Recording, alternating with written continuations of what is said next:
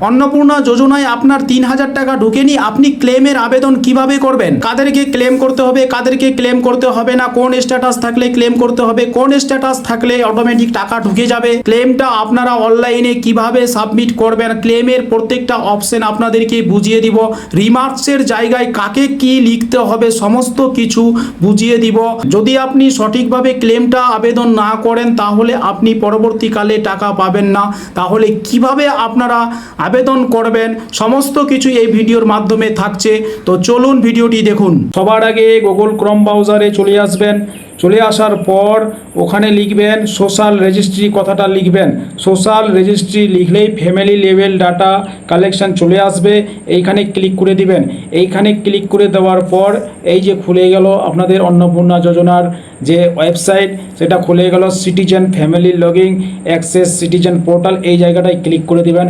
এই জায়গাটায় ক্লিক করে দেওয়ার পর আপনারা এই যে আছে সিলেক্ট ইওর ডিস্ট্রিক্ট, এইখানে ক্লিক করবেন। এইখানে ক্লিক করার পর আপনারা নিজ নিজ ডিস্ট্রিক্টের নাম দিয়ে দিবেন।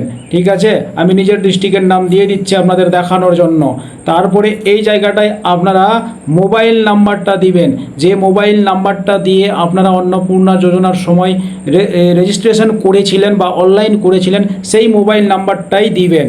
মোবাইল নাম্বার দেওয়ার পর এই যে আছে ক্যাপচাটা দিয়ে দিবেন দেখে দেখে। ক্যাপচা দেওয়ার পর রিসেন্ট ওটিপিতে ক্লিক করবেন। রিসেন্ট ওটিপিতে ক্লিক করার পর যে মোবাইল নাম্বারটা দিয়েছেন সেই মোবাইল নাম্বারে কিন্তু ওটিপি যাবে, ওটিপিটা এই জায়গাটায় বসিয়ে দিবেন। ওটিপি দেওয়ার পর এই জায়গাটায় ক্লিক করে দেবেন। এখানে আপনারা সমস্ত কিছু দেখতে পারবেন। আন্ডার প্রসেস লেখা থাকবে, আন্ডার সাবমিট লেখা থাকবে, আন্ডার ইনকোয়ারি লেখা থাকবে, ফর ফার্দার ভেরিফিকেশন লেখা থাকবে, অ্যাপ্রুভ, সমস্ত কিছু আপনাকে আপনার স্ট্যাটাস দেখিয়ে দিবে। আপনার টাকা ঢুকেনি, কোনো সমস্যা রয়েছে, ধরুন আপনি ক্লেম করবেন, কিভাবে ক্লেম করবেন, উপরে দুটো অপশান রয়েছে, বাম দিকে ট্র্যাক স্ট্যাটাস, তারপরে ডান দিকে রয়েছে অবজেকশন অ্যান্ড ক্লেম। ঠিক আছে, এই অবজেকশন ক্লেমে ক্লিক করবেন। ক্লিক করার পর তারপরে দুটো অপশান রয়েছে, claim by applicant, objection against someone, দুটো অপশান রয়েছে। ঠিক আছে, ক্লেম বাই অ্যাপ্লিক্যান্টে ক্লিক করে দিবেন। ক্লেম বাই অ্যাপ্লিক্যান্টে ক্লিক করার পর একটু স্ক্রল করে উপরে করবেন। ঠিক আছে, স্ক্রল করে উপরে করবেন, আপনার যে আইডিটা রয়েছে সেই আইডি নাম্বারটা দেখতে পারবেন। তারপরে আপনার যে ঠিকানাটাও দেখে নেবেন। তারপরে আপনার যে ফ্যামিলির যতগুলো মেম্বার রয়েছে সেগুলো মেম্বার এখানে লেখা থাকবে, নাম দেখে নেবেন একটু। আর যার নামে আপনি অন্নপূর্ণা যোজনায় অ্যাপ্লিকেশন করেছিলেন তার নামের পাশে কিন্তু এই যে টিক চিহ্নটা দেখা দিবে, এইভাবে একটু আপনারা দেখে নেবেন। এবার যার সমস্যা রয়েছে, যার টাকা ঢুকেনি, যার স্ট্যাটাসে সমস্যা দেখাচ্ছে, তার পাশে যে সিলেক্ট অপশানটি রয়েছে বাম দিকে, ঠিক আছে, গোল চিহ্ন, এখানে ক্লিক করে দিবেন। ক্লিক করার পর এবার নিচে চলে আসবেন। এখানে দুটি অপশান দেখাবে কি কারণে ক্লেমটা করতে চাইছেন। একটা অপশান হলো অ্যাপ্লিকেশন ডিটেলস ইনকারেক্ট, আরেকটা অপশান হলো wrongly marked as ineligible oblique application rejected. তো দুটো অপশান দেখাবে। আমি প্রথম অপশানটার মানে বলি, আপনি যে ভুল করে কোনো কিছু অ্যাপ্লিকেশন করেছিলেন তাদের ক্ষেত্রে এটা সিলেক্ট করতে হবে। এবার ধরুন আপনার স্ট্যাটাসে দেখাচ্ছে ফর ফার্দার ভেরিফিকেশন, নিচে দেখাচ্ছে আন্ডার ইনকোয়ারি, নিচে দেখাচ্ছে ASDD, অথচ আপনার ফাইনাল ভোটার লিস্টে নাম দেখাচ্ছে, অর্থাৎ ভোট দিয়েছেন, হয়তো ভোটার কার্ডের নাম্বার ভুল দিয়েছিলেন সেই কারণে এই রকম দেখাচ্ছে। সেক্ষেত্রে ইনকারেক্ট অপশানটি সিলেক্ট করতে পারেন। যাদের গভর্নমেন্ট এমপ্লয়েড হিসাবে ফর ফার্দার ভেরিফিকেশন দেখাচ্ছে অথচ কেউ আপনার সরকারি চাকরি করে না, ফ্যামিলিতে ভুল করে গভর্নমেন্ট এমপ্লয়েড টিক দিয়েছিলেন, অ্যাপ্লিকেশন ডিটেলস ইনকারেক্ট সিলেক্ট করতে পারেন। কন্ট্রাকচুয়াল চাকরি করলে ইনকারেক্ট সিলেক্ট করতে পারেন। কোনো ভুলের কারণে আপনার আবেদন রিজেক্ট করলে সেই ক্ষেত্রেও এটা আপনি সিলেক্ট করতে পারেন। আপনার বাড়ি 3-এর বেশি রুম নেই, আপনি যখন অ্যাপ্লিকেশনটা করেছিলেন ইয়েস দিয়ে দিয়েছিলেন, ঠিক আছে, তো সেক্ষেত্রেও অ্যাপ্লিকেশন ডিটেলস ইনকারেক্টে আপনি সিলেক্ট করতে পারেন। ইনকাম ট্যাক্স বেশি দেখিয়েছিলেন, সেক্ষেত্রেও আপনি অ্যাপ্লিকেশন ডিটেলস ইনকারেক্টে সিলেক্ট করতে পারেন। এবার দ্বিতীয়টা হচ্ছে wrongly marked as ineligible oblique application rejected. দ্বিতীয় অপশানটা যাদের আবেদন রিজেক্ট করে দিয়েছে তারা দ্বিতীয় অপশানটা সিলেক্ট করবেন।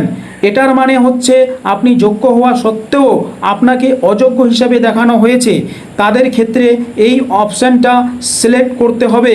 বিশেষ করে যাদের আবেদন রিজেক্ট হয়ে গেছে তাদের এই অপশানটা সিলেক্ট করতে হবে। এবার চলে আসি রিমার্ক। রিমার্ককে কি লিখবেন? রিমার্ককে লিখতেও পারেন আবার নাও লিখতে পারেন, তবে লিখলে ভালো ইংরেজিতে চেষ্টা করবেন। আমি উদাহরণস্বরূপ একটা বলে দিচ্ছি, আপনার ফ্যামিলিতে কেউ চাকরি নাই, আপনি যখন অ্যাপ্লিকেশনটা করেছিলেন তখন কিন্তু আপনি চাকরিতে ইয়েস করে দিয়েছিলেন, সেই কারণে কি লিখতে হবে আমি উদাহরণস্বরূপ বলে দিচ্ছি। এই জায়গাটায় আপনারা লিখবেন, আমার পরিবারের কেউ সরকারি চাকরি করে না, কিন্তু ফর্ম ফিল আপের সময় আমি ভুলবশত সরকারি চাকরি করে অপশানটা টিক দিয়েছিলাম। অনুগ্রহ করে আমার আবেদনটি পুনরায় যাচাই করে আমার প্রাপ্য টাকা দেওয়ার ব্যবস্থা করবেন। তো এইভাবে লিখতে হবে। এর ক্ষেত্রে আরেকটা আমি উদাহরণ বলছি, আপনার বাড়িতে 3টার বেশি রুম নাই, আপনি হয়তো যখন অ্যাপ্লিকেশনটা করেছিলেন তখন হয়তো 4টা রুম দেখিয়েছিলেন, হয়তো ভুলবশত টিক চিহ্ন হয়ে গিয়েছিল। তো আপনি এক্ষেত্রে আপনি কিভাবে লিখবেন? লিখবেন এইভাবে, আমার পরিবারে 3টি বেশি রুম নেই, কিন্তু ফর্ম ফিল আপের সময় ভুলবশত 3টি বেশি রুম অপশানটিতে ক্লিক করে দিয়েছিলাম। অনুগ্রহ করে আমার আবেদনটি পুনরায় যাচাই করে আমার প্রাপ্য টাকা দেওয়ার ব্যবস্থা করবেন। স্ট্যাটাসে যেভাবে যা রিজন দেখাবে সেইভাবে কিন্তু লিখতে হবে। এখানে আপনারা নিজের মতো করে লিখে নেবেন, আমি একটু আপনাদেরকে বোঝাবার জন্য বলে দিলাম। তবে বলে রাখি, মিথ্যার কেউ আশ্রয় নেবেন না, যারা যোগ্য হবেন তারাই কিন্তু ফর্মটি ফিল আপ করবেন। যাদের ফর ফার্দার ভেরিফিকেশন রয়েছে তাদের ক্ষেত্রে, আর যাদের আন্ডার প্রসেস রয়েছে তাদেরকে কোনো রকম ক্লেম করতে হবে না, তাদেরকে পরবর্তী স্ট্যাটাসের জন্য অপেক্ষা করতে হবে।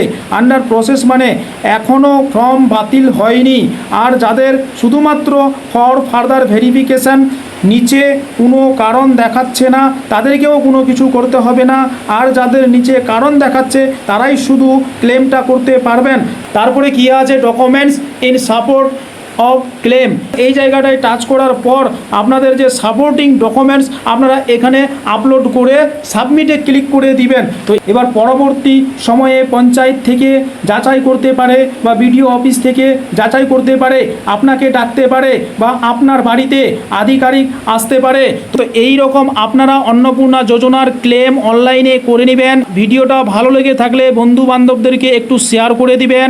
আর এই রকম ইনফরমেশন ভিডিও পেতে আমার ইউটিউব জনকল্যাণ তথ্য চ্যানেলটাকে আপনারা সাবস্ক্রাইব করে রাখবেন।